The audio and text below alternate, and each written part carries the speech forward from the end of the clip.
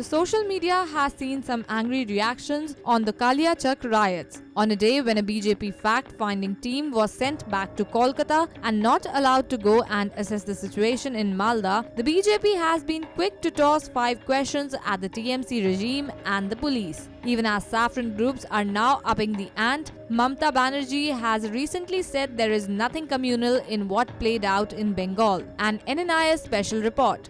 Violence erupted in Kaliachak on January 3rd after a lakh-strong gathering of activists of one community gathered to protest against alleged blasphemous comments by an activist of the right-wing Akhil Bharatiya Hindu Mahasabha, who is now in a Lucknow jail. The protesters allegedly ransacked a border security force jeep, attacked a police station and burnt cars.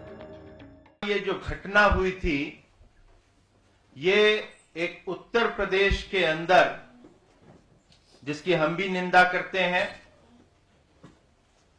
एक किसी त्रिपाठी जी ने वहां पर एक वक्तव्य दिया था जो कि गलत है और उसकी ये प्रतिक्रिया थी। वो जो जानकारी है वो 1 दिसंबर 2015 को दिया था और ये घटना 3 जनवरी 2016 को होती है।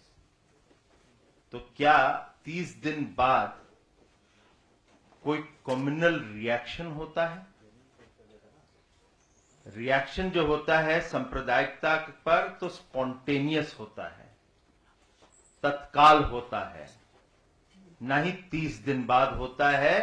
तो इसलिए वो कम्युनल रिएक्शन नहीं था, प्लान्ड एक्शन था।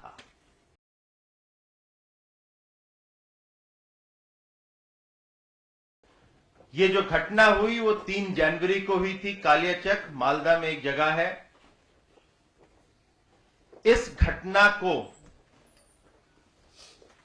के पहले प्रचार सामग्री लीफलेट्स जिसके अंदर कम्युनल इश्यूज, प्रोवोकेटिव स्टेटमेंट्स करते हुए लीफलेट्स, प्रचार सामग्री बांटी गई थी। सांप्रदायिकता के मुद्दे को आह्वान दिया गया था।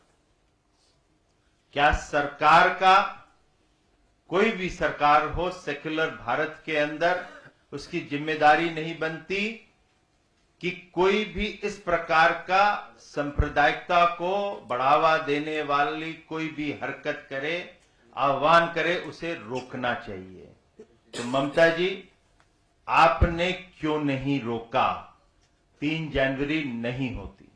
There is no business to propagate UP material into West Bengal.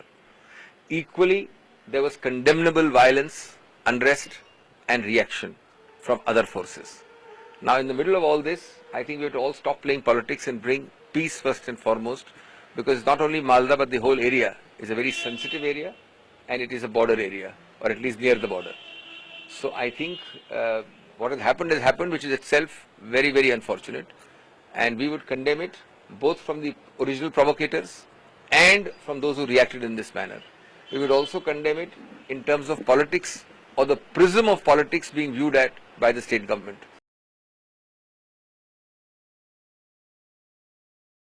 मैं समझता हूं ये दंगे नहीं हैं, ये केवल मात्र कुछ लोगों का आक्रोश प्रदर्शन नहीं है, ये भारत की संप्रभुता के विरुद्ध युद्ध का ऐलान है और इन सब राज्य सरकारों को इसे इसी रूप में लेना चाहिए।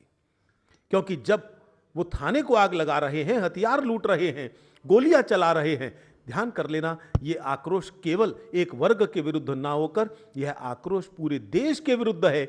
और पाकिस्तान जिंदाबाद के नारे लगाना, भारत की धरती पर रहते, धरती पर खाते हैं, क्यों भारत के मदरसों से मौलवी आईएसआई के एजेंट हैं इस रूप में पकड़े जा रहे हैं? क्यों भारत के युवक आईएसआईएस में भर्ती होने के लिए बड़ी संख्या में जा रहे हैं?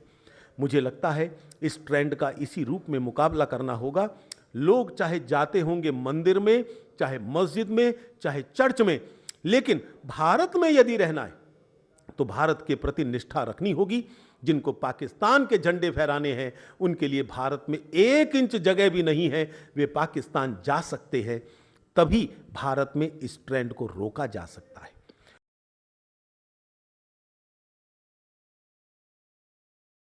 उनको लगता है कि इसके अलावा और कोई विकल्प नहीं है कि किसी भी तरह से वोटों का ध्रुवीकरण किया जाए। और यही प्रयास वो मालदा में भी हो रहा है, यही प्रयास से सुब्रमण्यम स्वामी उत्तर प्रदेश में कर रहे हैं राम मंदिर के बनाने के नाम पर। तो इस तरह से ये सिलसिला जारी रहेगा जब तक चुनाव नहीं हो जाता है विधानसभा का, तब तक भारतीय जनता पार्टी इसी तरह से पूरे देश में उन्माद पैदा करने की कोशिश करेगी।